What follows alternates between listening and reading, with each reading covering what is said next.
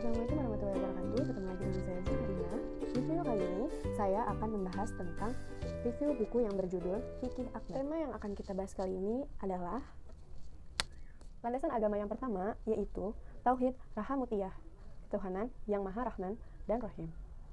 Tauhid Rahamutiyah yang menjadi dasar ajaran-ajaran itu dirumuskan dari Quran Surat Al-An'am ayat 12. Katakanlah, kepunyaan siapakah apa yang ada di langit dan di bumi? Katakanlah, kepunyaan Allah. Dia telah menetapkan atas dirinya kasih sayang. Dia sungguh akan menghimpun kamu pada hari kiamat yang tidak ada keraguan padanya. Orang-orang yang meragukan dirinya, mereka itu tidak dengan menggunakan istilah kataba yang arti asalnya adalah menulis.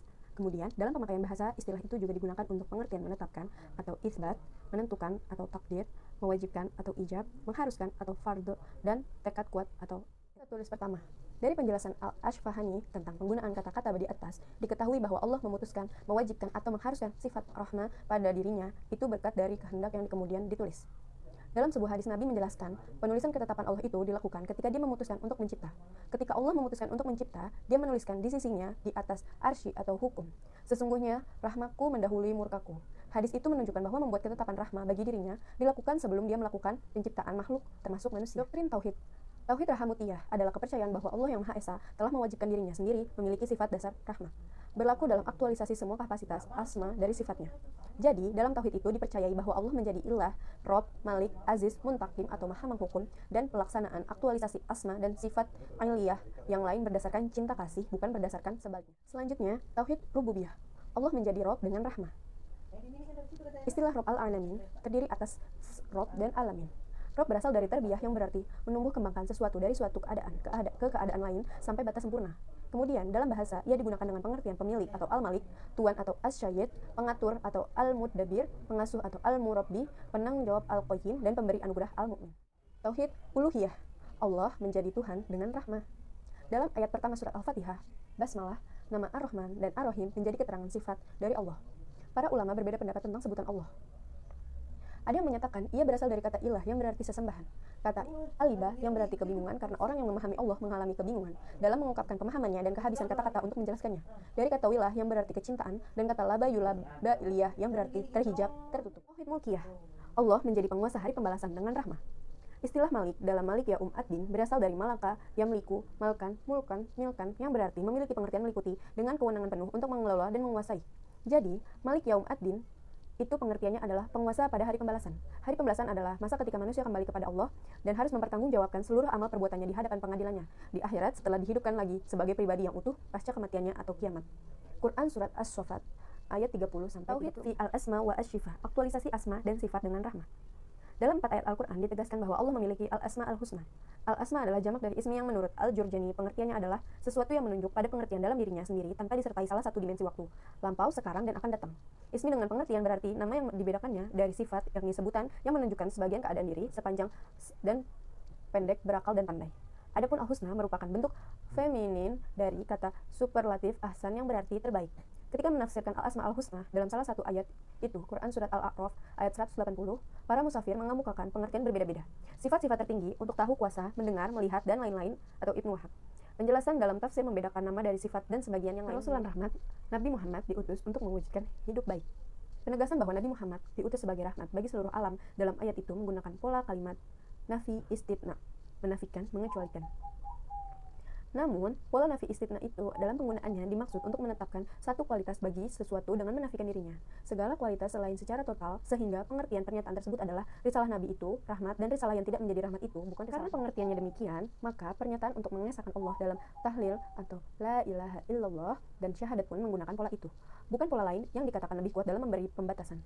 Penggunaan pola tersebut sudah barang bentuk untuk menafikan kualitas ketuhanan dari selain Allah yang dipercaya sebagai Tuhan dalam agama politis. Konteks. Dalam kronologi Mushaf Mesir, disebutkan bahwa Al-Anbiya merupakan surah ke-73 dan turun setelah surah Al-Isra, yang menjadi surah ke-50 yang diwahyukan kepada Nabi. Mengingat ada selang 22 surah antara Al-Anbiya dan surah Al-Isra, yang mengisahkan Isra Mi'raj yang terjadi pada tahun ke-10 Al-Anbiya turun untuk merespon propaganda dan provokasi itu dengan memberi pernyataan sangat tegas dalam ayat ke-107 bahwa risalah Nabi Muhammad diturunkan tiada lain kecuali untuk menjadi rahmat bagi seluruh alam, bukan untuk memecah belah keluarga-keluarga Arab. Pernyataan itu sekaligus juga menunjukkan bahwa paganisme Arab dan agama-agama lain yang ada ketika itu, yang mistis dan dekaden, tidak bisa menjadi rahmat bagi bangsa Arab, khususnya dan bangsa manusia pada Akhlaknya adalah rahmat dan seluruh aturan syariat yang diajarkan pun diliputi rahmat. Nabi hadir menjadi rahmat dalam pandangan Az-Zamakhsyari dengan membawa ajaran yang membuat bahagia para pengikutnya dan orang-orang yang menyambut dakwahnya. Nabi merupakan rahmat Allah dan tujuan pengangkatannya sebagai Rasul adalah untuk mewujudkan rahmat, cinta kasihnya terhadap seluruh alam, dan yang mendapatkan manfaatnya secara nyata hanyalah orang-orang yang mengikutinya. Realitas fundamental adalah realitas menjadi dasar keberadaan mereka. Bahkan menjadi dasar semua wujud realitas fundamental itu adalah hidup. Tanpa hidup, tidak akan ada wujud. Karena itu, mewujudkan kebaikan nyata yang menjadi tujuan kerasulan Nabi adalah mewujudkan hidup yang baik bagi semua. Wujud hidup baik yang dinyatakan dalam ayat-ayat tersebut meliputi indikator pertama adalah sejahtera. Sejahtera-sejahteranya atau ar-rafahiyatu khuluqha. Selanjutnya, ungkapan indikator wujud hidup baik ketiga adalah walahum yazhanun. Dalam ungkapan ini adalah kata yahzanun dibentuk dari huz yang berarti keadaan tidak nyaman di bumi dan di hati karena adanya mendung. Ketidaknyamanan di hati meliputi banyak perasaan negatif dan yang pokok adalah perasaan sedih. Karenanya ungkapan itu biasanya diterjemahkan dengan mereka tidak bersedih hati. Penggunaan kalimat negatif dan mereka tidak bersedih hati sebagaimana ungkapan kedua dimaksudkan untuk mewujudkan makna yang mendalam, yakni gembira segembira-gembiranya atau bahagia sebahagia-bahagianya. Dengan demikian indikator hidup yang baik adalah bahagia sebahagia-bahagia. Tujuan kerasulan Nabi Muhammad sebagai rahmat bagi seluruh alam adalah mewujudkan bagi mereka hidup baik yang sempurna meliputi indikator-indikator hidup sejahtera, damai, dan bahagia. Dan utamanya meliputi dua ini. Selanjutnya ada misi kerasulan. Untuk mewujudkan tujuan utama kerasulannya, Nabi menjalankan misi tertentu. Kerasulan Nabi dengan misi pemberi kabar gembira dan peringatan diungkap dengan kata sighah musyabihah, sighah ismi fa'il, mubasyir dan muntir. Yang pertama adalah misi pembawa kabar gembira. Nabi menjalankan perannya itu dengan 4 kegiatan utama. Pertama, meneduh sejukan. Yang kedua, menyuburkan. Yang ketiga, membuahkan. Dan yang keempat, mengharumkan. Ide-ide yang ditebarkan Nabi sebagai basyir memenuhi syarat untuk disebut sebagai kalimah dengan pengertian itu, karena ia telah menjadi keyakinan yang diungkapkan dalam pengakuan keimanan dan perbuatan nyata. Dalam Al-Quran ada beberapa kelompok orang yang ditegaskan dicintai Allah. Mereka itu adalah al-muhsinin, orang-orang yang melakukan kebaikan yang diterima jiwa, masuk akal dan menyenangkan atau kebaikan nyata. At-tawabin, orang-orang yang bertaubat, memperbaiki kesalahan-kesalahannya. Al-mutatahhirin, orang-orang yang bersuci, menjaga kesehatannya. Al-muttaqin, orang-orang yang bertakwa, berintegritas dan menang dalam kehidupannya dengan segala kompleksitasnya. As-sabirin, orang-orang yang sabar, tidak merasa takut menjalani hidup, tidak merasa lemah dan tidak berpangku tangan. Al-mutawakkili, orang-orang yang tawakal, menerima diri setelah berusaha optimal. Dan al-muqsitin, orang-orang yang memberi perlakuan setara dan hak kepada yang berhak. Mereka semua adalah orang-orang yang kehidupannya berkembang dalam membangun peradaban untuk mewujudkan kehidupan yang baik di dunia, yang pada gilirannya kelak mendapat surga sebagai kehidupan yang baik. Ada misi pemberi peringatan. Adapun misi sebagai peringatan sesuai dengan makna bahasa Nazar di atas, Nabi menjalankannya dengan menyampaikan sesuatu dan meminta kewaspadaan terhadapnya seperti dalam Quran surat An-Naziat ayat 45 yang disebutkan secara jelas bahwa sesuatu yang ditakuti itu berupa hari kiamat. Nabi memberi peringatan terhadap hari itu karena manusia saat itu harus mempertanggungjawabkan amal perbuatannya dan memperoleh balasan yang seadil-adilnya. Nabi juga memberi peringatan terhadap konflik sosial apapun sebabnya, termasuk agama, seperti pada yang sudah dituliskan oleh Al-Quran, menunjukkan bahwa nabi-nabi, baik kuat maupun lemah, secara militer memilih jalan damai untuk menegakkan dakwah karena damai hukum pokok dan konflik atau perang sebagai darurat. Inilah yang secara jelas dilakukan oleh Nabi Muhammad dan juga Nabi meminta kewaspadaan atas neraka dan konflik dengan mendakwahkan kepercayaan yang benar, yakni tauhid yang murni. Sekaligus mengingatkan penyimpangan-penyimpangan berupa kekafiran dalam dengan segala bentuknya. Ada kewenangan Nabi. Dengan kewenangan dan tugasnya sebagai Rasul, Nabi tidak berwenang memaksa masyarakat menyambut kabar gembira dan peringatan yang beliau sampaikan. Apabila dalam nyatanya Nabi memaksakan berlakunya aturan-aturan hukum tertentu seperti ketentuan pembagian harta rampasan perang dengan zakat, maka itu dilakukan berdasarkan kewenangannya sebagai kepala pemerintah atau kepala negara. Nabi sangat menghayati kerasulannya dengan segala perannya. Untuk mewujudkan rahmat Allah dalam kehidupan seperti dalam beberapa hadis yang sesuai dengan surah Al-Anbiya ayat 107. Dalam sebuah hadis dia menyatakan dari Abu Hurairah, dia berkata, disampaikan kepada Nabi, wahai Rasulullah, berdoalah agar orang-orang musyrik ditimpa keburukan. Rasulullah menjawab, sesungguhnya aku tidak diutus untuk menjadi pelaknat, aku diutus untuk menjadi rahmat. Hadis riwayat Imam Muslim. Dari uraian di atas dijelaskan bahwa kerasulan Nabi Muhammad dengan misi sebagai basyir dan nadhir benar-benar untuk pembebasan dari kesengsaraan hidup di dunia dan di akhirat. Dengan demikian, ajaran-ajaran bermakna secara spiritual, moral dan sosial sehingga menjadi inspirasi bagi umat untuk menghindarkan diri dari kebangkrutan hidup dalam semua bidang dan segala bentuknya. Selanjutnya, meneladani Nabi.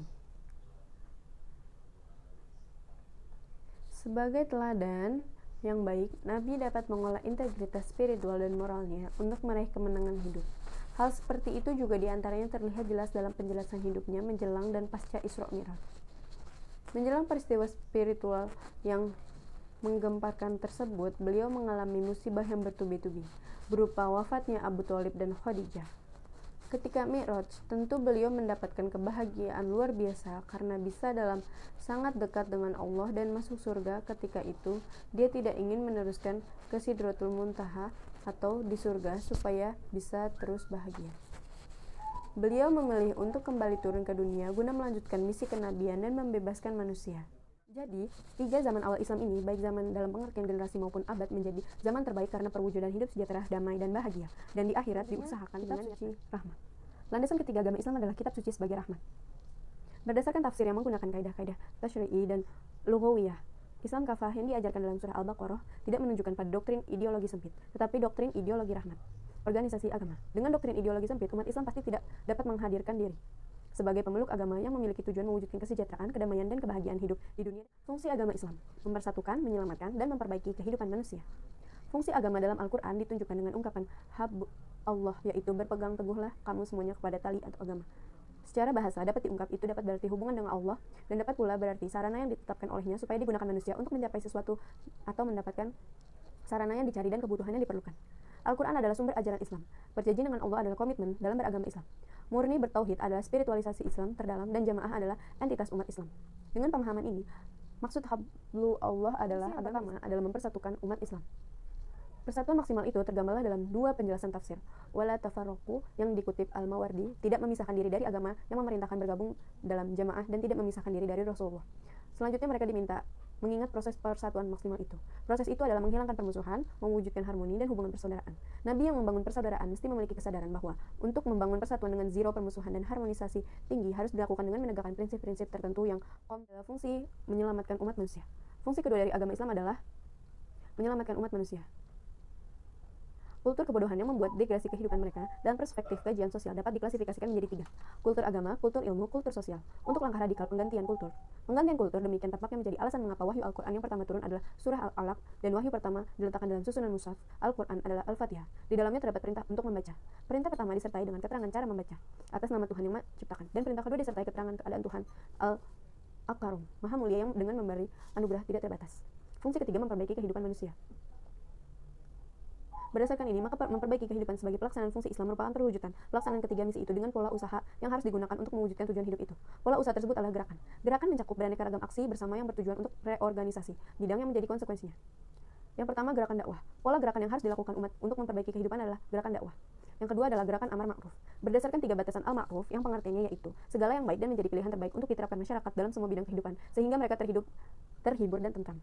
Yang ketiga, gerakan nabi mungkar. Mungkar dalam bahasa berarti tidak dikenal. Kemudian, sebagai istilah menurut Ibnu Manzur, pengertiannya adalah segala yang dipandang buruk, diharamkan, dan makruhkan oleh syara. Adapun Asy-Syafani menjelaskan pengertiannya yaitu segala perbuatan yang dinilai buruk oleh akal yang sehat atau akal yang sehat tidak memberi penilaian mengenai keburukan dan kebaikannya, tetapi syariat menetapkan keburukannya. Dengan demikian, kegiatan ini mencegah dan melarang keburukan dan kejahatan sepanjang yang memungkinkan menuntut kondisi masyarakat untuk mewujudkan kualitas hidup yang baik. Nah, itu tadi penjelasan saya mengenai review buku Fiqhul Akbar yang menjelaskan tentang landasan agama Islam. Sekian dulu video dari saya, kurang lebihnya mohon maaf. Wassalamualaikum warahmatullahi wabarakatuh.